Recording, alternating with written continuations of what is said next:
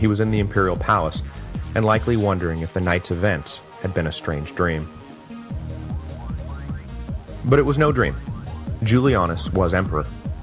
It was time for the Praetorians to initiate the final phase of their brilliant plan: kick back and live like kings. But this final phase was premised on the assumption that there would be no repercussions for the double crime of murdering Pertinax and selling off the throne. This was, as you can imagine, as faulty an assumption as there has ever been in the long history of faulty assumptions. In the full light of day, the magnitude of how faulty that assumption was became all too clear. When Julianus traveled through the streets, he was hissed at and booed at by the people, who called him names and pelted him with rocks. The Senate, with swords in their faces, had agreed to honor his claim to the throne, but to a man, they now reviled Julianus and considered his residence in the imperial palace a mockery.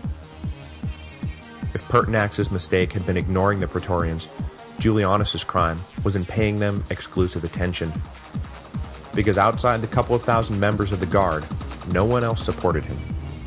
And there was a lot more men in the provincial armies than there were in the urban cohorts, if you catch my drift.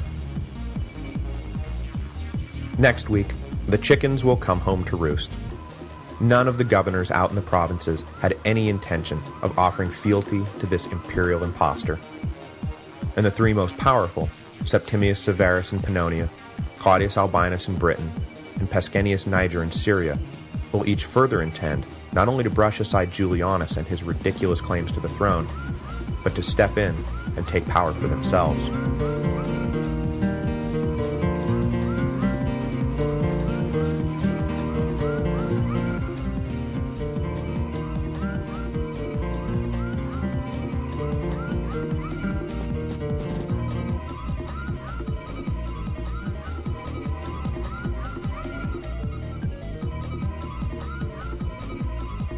This week's episode is brought to you by Audible. Audible is the internet's leading provider of audio entertainment with over 60,000 titles to choose from. When you're done with this episode, go to audiblepodcast.com/Rome. That again is audiblepodcast.com/Rome. By going to that address, you qualify for a free book download when you sign up for a 14-day trial membership. There is no obligation to continue the service, and you can cancel anytime. You can also keep going with one of the monthly subscription options and get great deals on all future audiobook purchases. This week, I'm going to recommend A Short History of Nearly Everything by Bill Bryson, a thoroughly enjoyable trip through an amazing variety of topics. I seem to recall something in there about the odds of polypeptides coming together in just the right pattern to form life being greater than 1 in the number of atoms in the universe. So it's pretty good stuff. Just remember to go to audiblepodcast.com/Rome so that they know who sent you.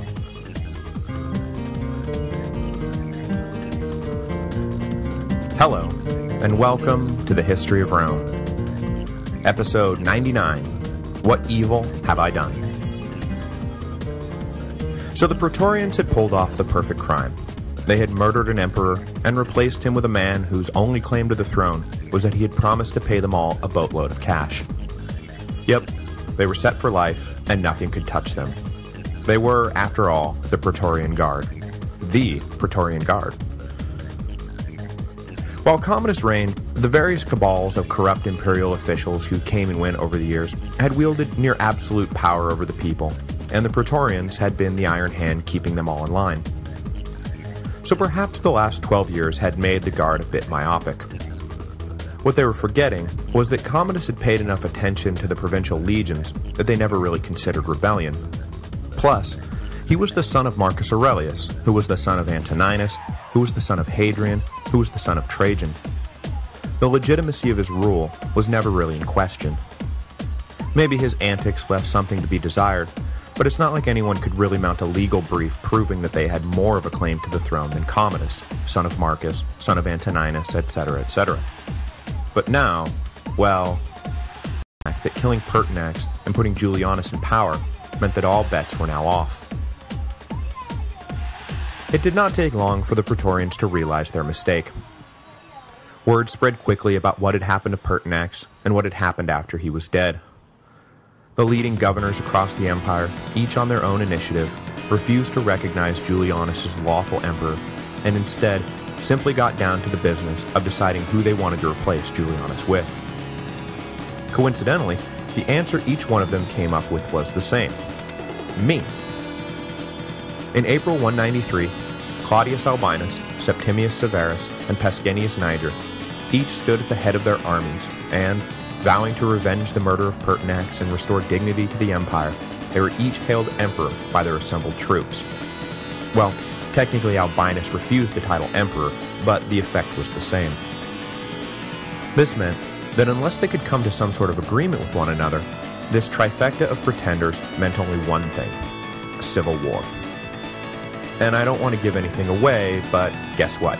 They don't really come to an agreement with one another. As quickly as word reached the legionary camps that Julianus was emperor, word came back to Julianus that, yeah right, wanna bet? But having mortgaged a great deal of his honor in buying the imperial throne, Julianus was not prepared to just give it up at the first sign of trouble. He was an experienced commander and administrator. Now was the time to muster all that experience and fight to keep what he had paid for. He rightly concluded that Niger and Albinus were too far away to pose an immediate threat, but Septimius Severus and Pannonia? That right there was most definitely an immediate threat.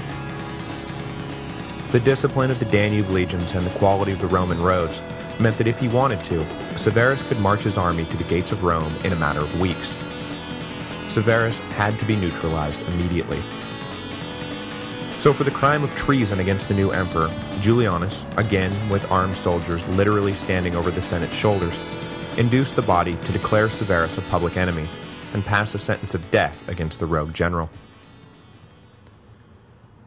Severus, meanwhile, wasted no time breaking camp. He knew, just as Julianus knew, that he was the closest of the provincial generals to Rome. If he moved fast, he would be able to beat Albinus and Niger to the punch, and, invoking the old possession is 9/10 of the law thing, dare them to challenge him, not Julianus, for control of the capital. Plus, once Julianus the dishonorable usurper was ousted, and our beloved Pertinax avenged, a lot of the rhetorical wind would go out of their arguments. Gibbon estimated that, with the prize of supreme power in sight, and that Severus pushed his troops to the limit and marched them at a clip of about 20 miles a day toward Rome. As he was on the move, Severus had a Machiavellian brainstorm. His next closest rival, geographically speaking, was Albinus up in Britain. Albinus was an excellent commander, and the British legions, while lacking some of the prestige of Severus's Danube troops, was still a formidable army. There was little doubt, though, that in the end, Pescennius Niger, who would be able to muster the full resources of the rich Eastern Empire, would prove to be Severus's more formidable opponent. So Severus sent a note up to Albinus, who was also, by the way, the youngest of the three, promising that if Albinus backed Severus as emperor, Severus would name Albinus Caesar, effectively making him the heir apparent. Albinus, in part because it satisfied his personal ambition, but also in part because aligning with Severus would head off civil war, agreed to the terms, and just like that, Septimius Severus had locked up the whole Western Empire.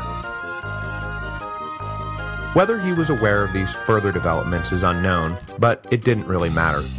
Julianus was already stricken by the justifiable fear that he had nothing in his disposal that could match up against the 3 Pannonian legions.